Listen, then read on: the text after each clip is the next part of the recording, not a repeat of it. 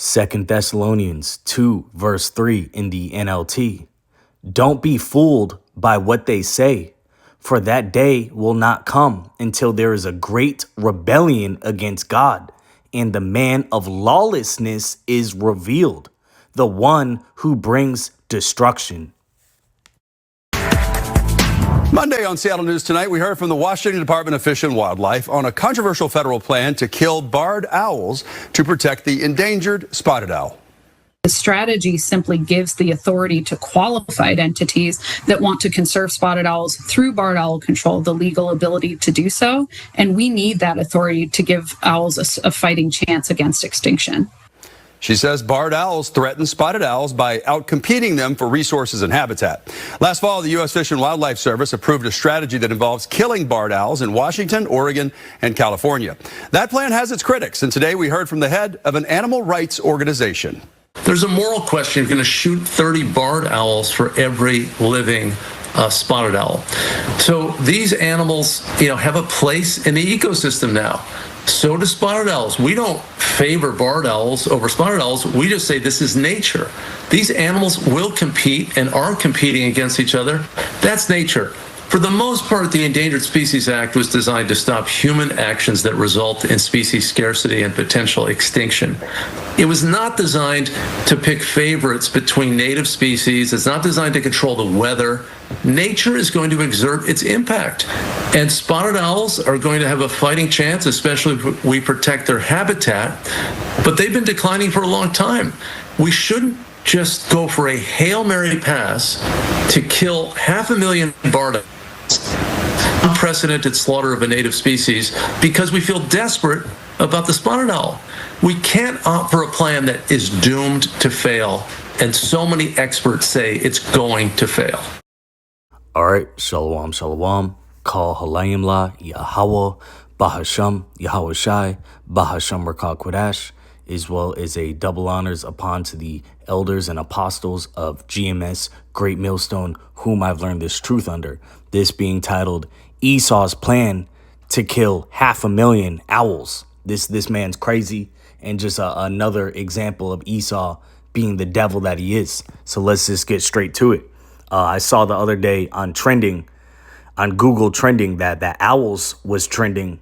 And then I saw later on that the spotted barred owl was trending, and I wondered why. And here we go. Because apparently the barred owls are better at hunting, so they're Esau deems them a threat to the spotted owls. So his demonic idea is to let's just whack 500,000 of the barred owls. Okay, and this is nothing new of this man. Hold on, let me slack you 1 second. All right, I'm back. But yeah, this man, he done did this before. Look at the tribe of Gad, which would represent the North American, Native American Indians. Okay, this man done put blankets filled with smallpox on them to take them out, as well as Gad relied a lot of their food source on the buffaloes. So what Esau do? Hunted and exterminated the buffaloes in mass. That's what this man does. He is as death and can't be satisfied. We gonna get it, but this is nothing new. This man got to be taken out of his rulership. He's not fit for it.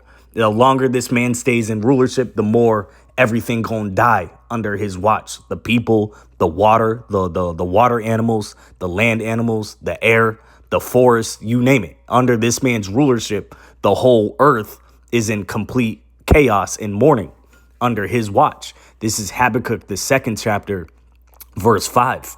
Yeah, also, because he transgresseth by wine, meaning philosophies, he is a proud man, neither keepeth at home, who enlargeth his desire as hell, and is as death, and cannot be satisfied, but gathereth unto him all nations, and heapeth unto him all people. All right, this man, he done, the scriptures speak on he covets the fields and takes them by violence. I believe that's Micah, the 2nd chapter. Yep, Micah 2, verse 2. And they covet fields and take them by violence, and houses and take them away. So they oppress a man and his house, even a man and his heritage. And Esau not native to the land which is known as Washington. Okay, that's another one. He calls these names after his name. Okay, he calls these lands after his name. The scriptures speak on not to remove the ancient landmark. This man comes through, pulls his sword out, steals the land, puts his face and his name up on it, and then kills everything on it, and then taxes you for it. This man's crazy. But we're seeing the end of his rulership rapidly approaching. And Thawadi Yahweh Yahweh Shai, he's going to take this demon out of rulership and straight into chains. Matthew 24, verse 22, Yahweh Shai speaking. And except those days should be shortened, there should no flesh be saved. But for the elect's sake, those days should be shortened. And we seen, the speed of time just rapidly. One week feels like 3 days now, okay? And we gonna need the days fastened up with what's coming around the corner. All out hell, World War III, martial law, people starving, food shortages, okay? It's gonna get real grimy out here, okay? But we know that this is part of the movie.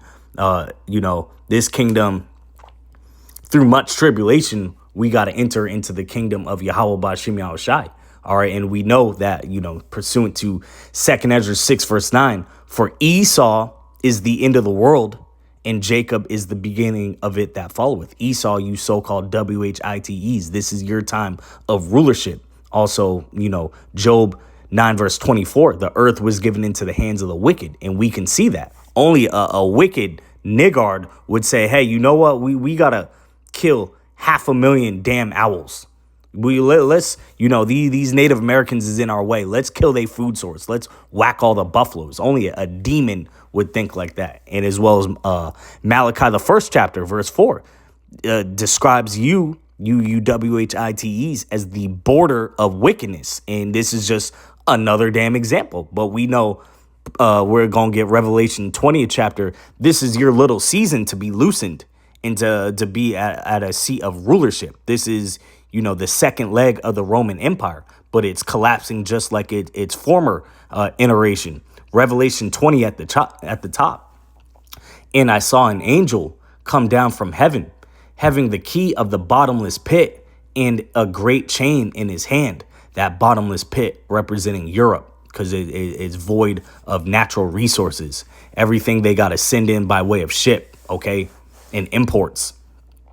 And he laid hold on the dragon, that old serpent, which is the devil and Satan, and bound him 1,000 years. That's you Edomites. And that's talking about the dark ages, when Southern Kingdom, Judah, Benjamin, and Levi were ruling over you in Europe for 1,000 years after the previous Roman Empire fell, okay? But then you got loosed out during the Renaissance era, and you look at the state of the world since you've been loosed out your little cage. Revelation 20, verse 3, and cast him into the bottomless pit and shut him up and set a seal upon him, that he should deceive the nations no more till the 1,000 years should be fulfilled. And after that, he must be loosed a little season. Okay, and we're still in that season where you Edomites, you got all your influence and spreading all your disease and your mental and your spiritual, your philosophies, which are death upon all these nations. All the nations done drank that wine, your wicked philosophies, and we can see the fruits of that. And look at, since you've industrialized the world, okay, the elder Malcolm would say the industrial pollution. That industrial revolution led to nothing but deforestation, polluted air, polluted water. This has happened all under your watch. And that's why the Lord finna take you out. So let's just get to it.